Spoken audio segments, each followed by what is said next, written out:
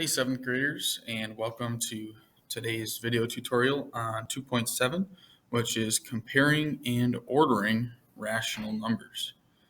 Okay, so we're going to use what we learned last section where we could convert from decimal to fraction and fraction to decimal in this section here as well. First, we're going to start off with a little bit of vocab and define a rational number. Okay, that is a number, I'm going to abbreviate a little bit, that can be written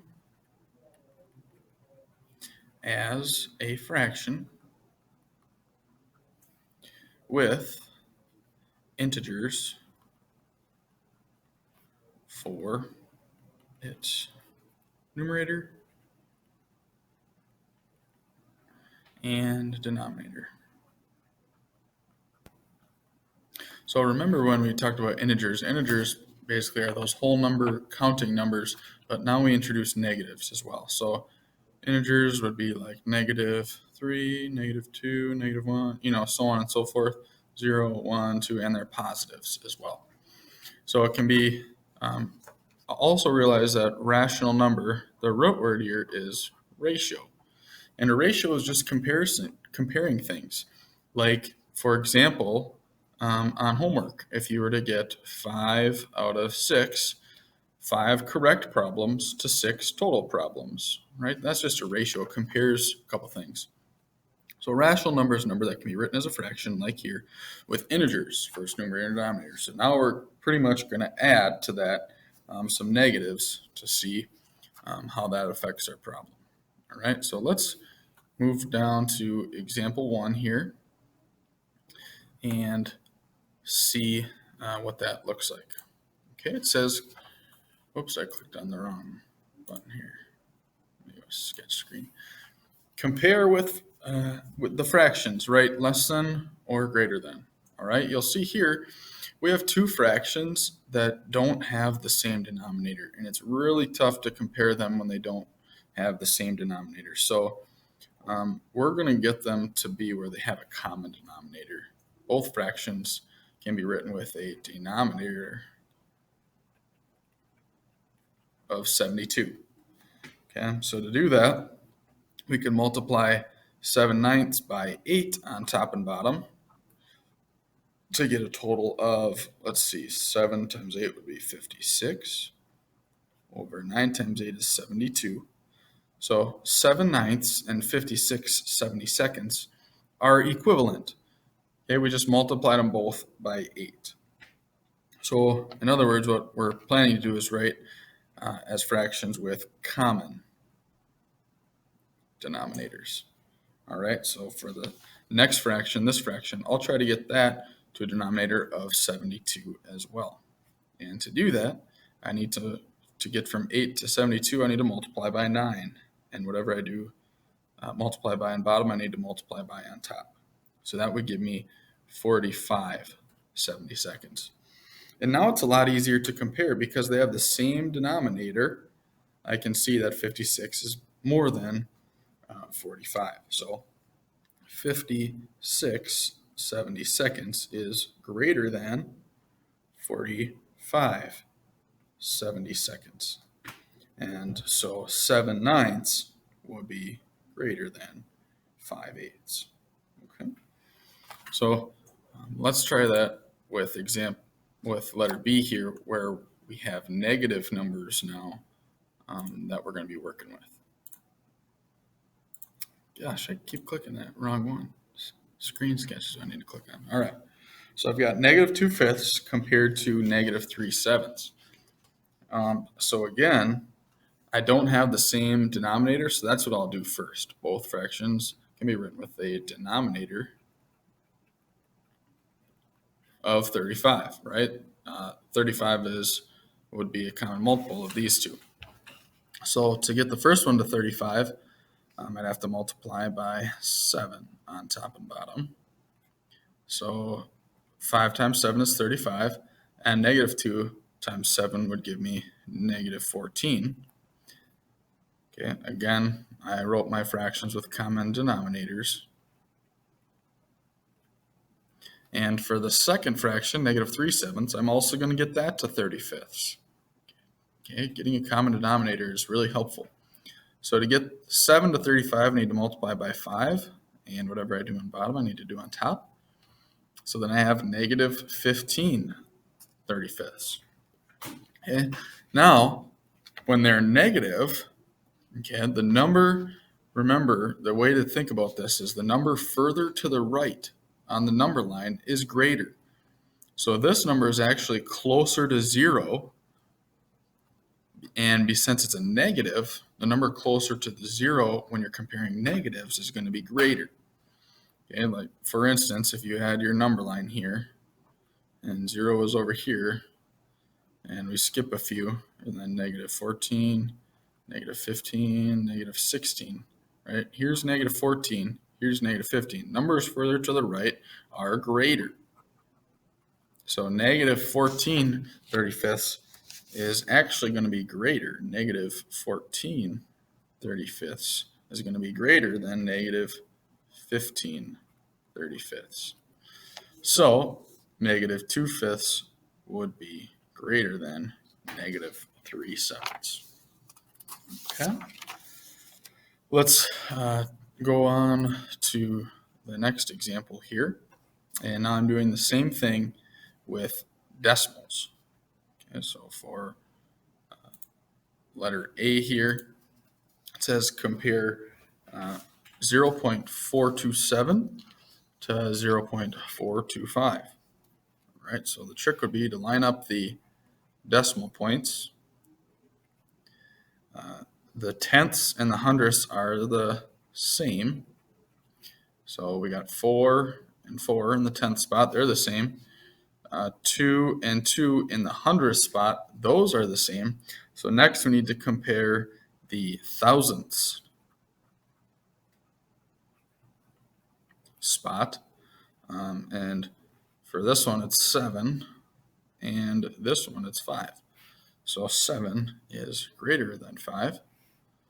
So 0.427 is greater than 0.425.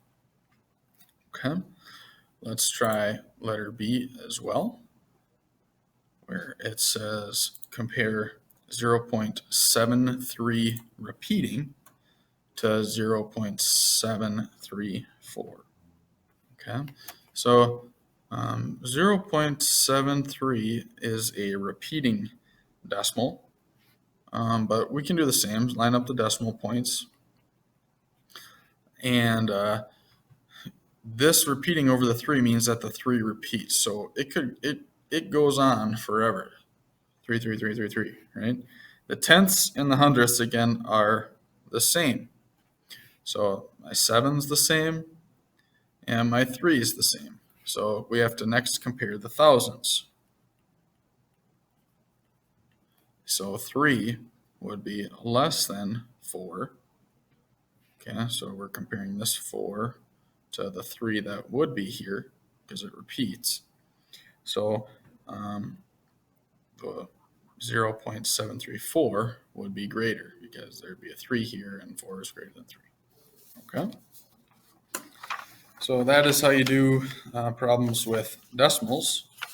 Let's look at the next example, example 3, where we have to compare fractions and decimals. Here's where having a good idea from last section is really going to be helpful to you.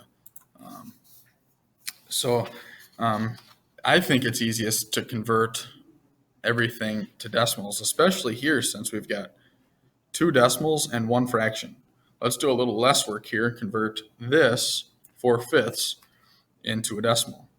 Well, remember, if you have a number that can easily get to 10 or 100 by multiplying by 2, this would give us 8/10, which is the same thing as 0.8. And remember, you can always add zeros to the end to match the same number of decimal places. Like here, you could add a 0 if you wanted to. And now, it's really nice because I like to think of decimals as money. So this is like 90 cents, this is like 93 cents, and this is like 80 cents. Okay, so if we were to graph those, on a number line. All right, so I got cut off, but I was saying if we were to graph these on a number line, envision that this is $0 and this is $1. And in between you have your cents. So 20 cents, 40 cents, 50, 60, 70, 80, 90, and $1. Okay, so the values on the number line increase as we move from left to right. Okay, place the decimals in order. So when you write your final answer, you want to write it as you originally saw it in the problem. So we've got 4/5 was the smallest. It was furthest to the left. Then we had next up would have been 0.9. And lastly, 0.93 was the most. 93 cents, 90 cents, 80 cents. Okay. We'll finish up with the check it out. So if you would please now pause the video and do these three on your own, and then we'll check to see if you got them right. Okay, hopefully you had a chance to try them. For the first one, again, they have different denominators, so the key would be to get them both to the same denominator. 6 and 8, you could get them both to, let's see, 24 would work, or 48, you could do either. I'll do 24. 6 times 4 is 24, so times by 4 on top will give me 20. And if I made 7/8 into 24ths, times by 3 on top, times by 3 on top will give me 21. So 21 is more than 20, so 7/8 would be greater. So that would be read 5/6 is less than 7/8. Okay. Number 2, comparing decimals. So 5, the tens place is the same, they're both 5. Hundredths place is the same, they're both 3. And last one, compare 5 to 8. Well, 8 is greater than 5, so we'd have something similar. 535 thousandths is less than 538 thousandths.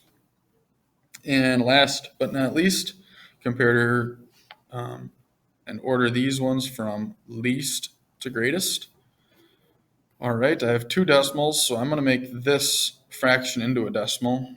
3/5 would give me, okay, I'm going to put it into tenths. Times 2 on top would give me 6/10, which is the same thing as 0.6. Remember, this is the tenth spot, so this would be 6/10. So I'd have same thing as, now let's convert them to money. I like to think about it as money, so this would be 60 cents. This one would be 70 cents, and the last one would be 84 cents. Okay, so the least would be 60 cents. It was originally written as 3/5, so that would be the smallest. Then the next biggest would be 70 cents. It was written as 0.7 originally. And lastly, the greatest is 84 hundredths, or 0.84. I forgot it's 84 cents. Okay, so that should be everything on your Know It Note sheet right there. What I would have you do next is if you would please go to your online textbook and go to the tutorials. So if I go to my HRW and I'm looking at the lesson tutorial videos here, it's on page 82. I'd have you watch these 3 examples right here. And if you would please put those on the back side of your Know It Note sheet here. Okay, so just follow along with the video and the problems that they do and put it on the back there. Hopefully that gives you a good rundown of comparing and ordering rational numbers. This is the last section in Chapter 2, so we'll be coming up shortly with a Chapter 2 test. Hope you guys have a great rest of your day. We'll see you later.